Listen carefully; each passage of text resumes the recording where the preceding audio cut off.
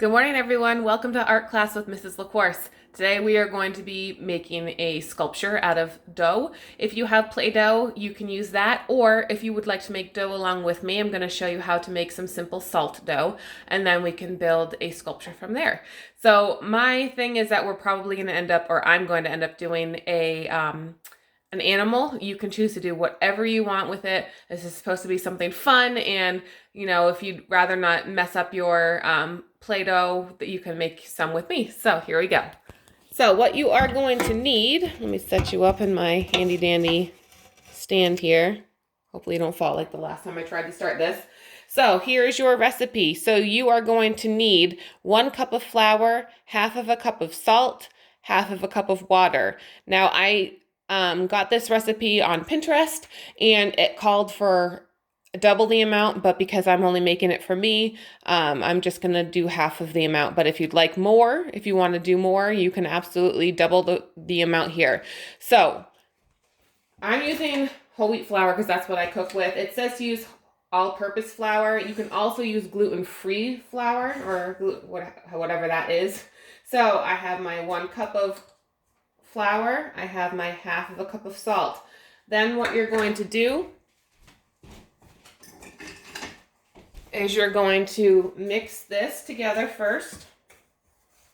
And blend it all in. Yeah, this looks like it's going to be plenty. I probably could have cut this into thirds if I wanted to. And then we're going to gradually add water. So gradually means slowly, so don't just dump it all in.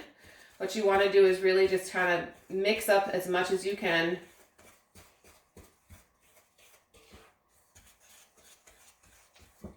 And again, if you want to fast forward through this part, go for it and do it on your own.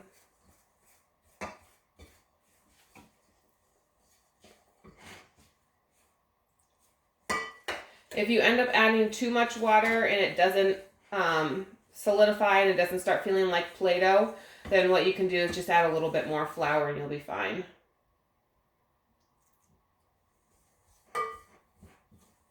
I think I'm going to end up having to add more water, to be honest. So without adding more water, what I'm going to try to do right now is to just do it in my hand with my hands and see if maybe I don't want to add too much and then waste even more flour. Yeah,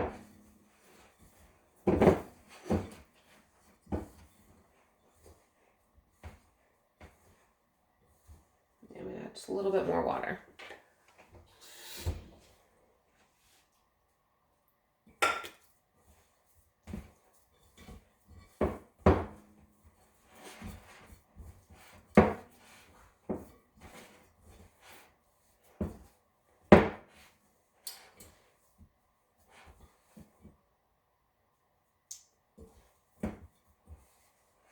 Alright, so that seems like it'd be okay. So I'm going to dump it out onto my counter.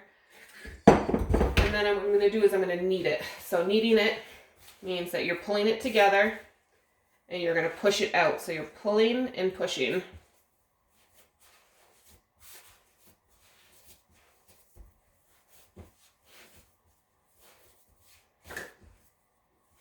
Those of you that make bread at home with your parents, you'll be really good at this part. I don't bake. I sometimes bake. I'm not a very good cook. Let's just say that. All right, so I've got my nice ball right here of clay. And now we can make a sculpture. So I'm not going to need this whole big thing. That's a lot. So what we're going to do is you can do it a couple of different ways. You can start with smaller bits. So maybe this is my head. And then I want a body. So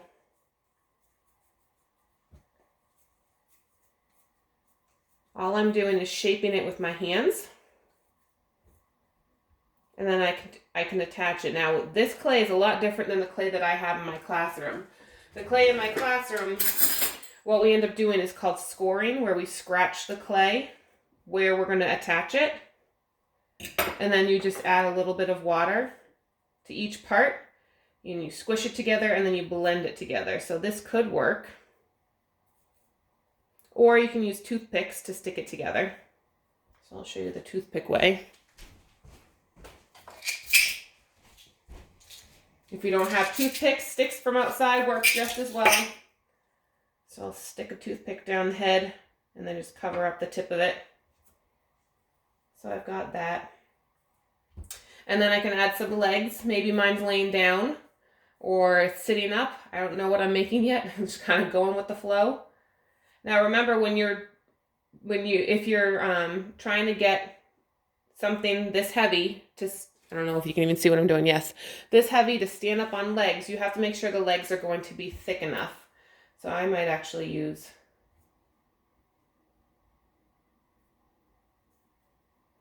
the toothpicks for this part too.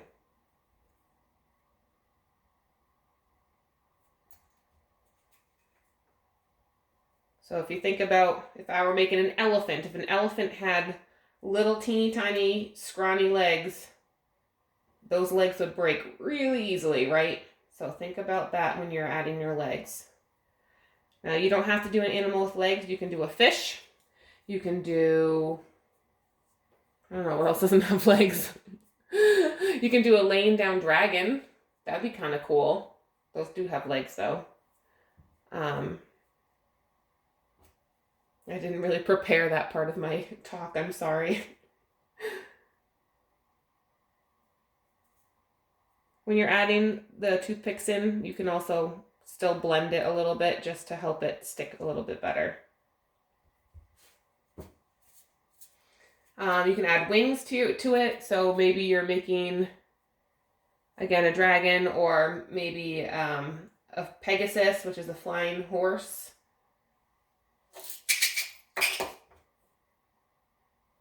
You can add ears, eyes, nose, mouth, all of that good stuff.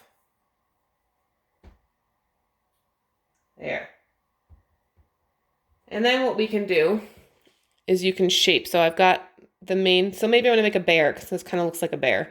So now what I can do is I can pinch out a little fluffy tail like that.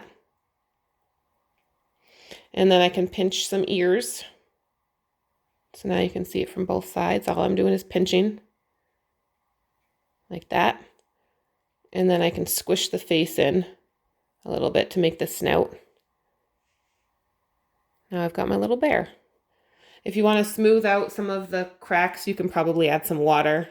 Yeah, the water worked. So add some water like that. Just use your fingers to kind of smooth it out. If you have paint at home after this dries, you can also paint it.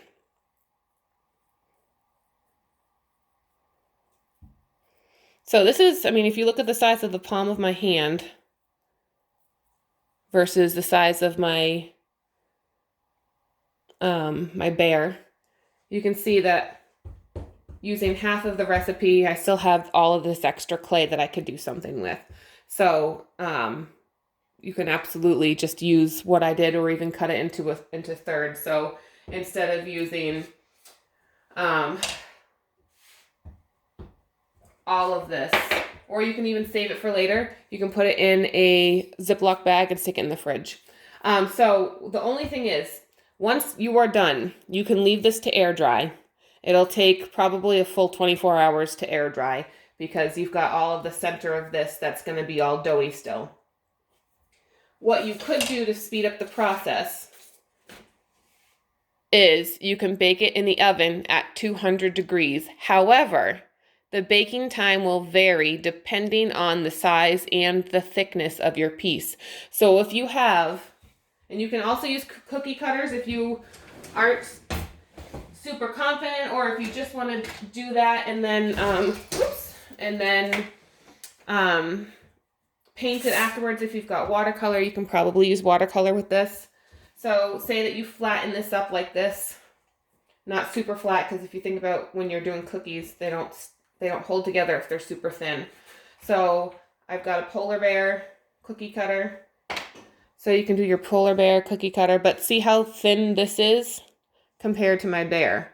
So that's what I mean by the varying of thickness and how long it's going to take to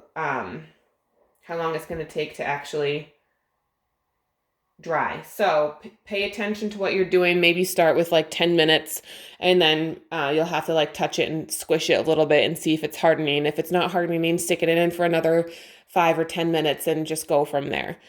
Okay? So I hope you guys have fun with this project. I do love sculpture and I wish I could continue doing clay with you. I guess that's it for now. So enjoy, have fun, show me what you made. Take care. I miss you guys so much. And any of you that just sent out the video for Teacher Appreciation Week, you guys made me cry. Thank you so much for, saying thank you and reaching out. Take care. Bye.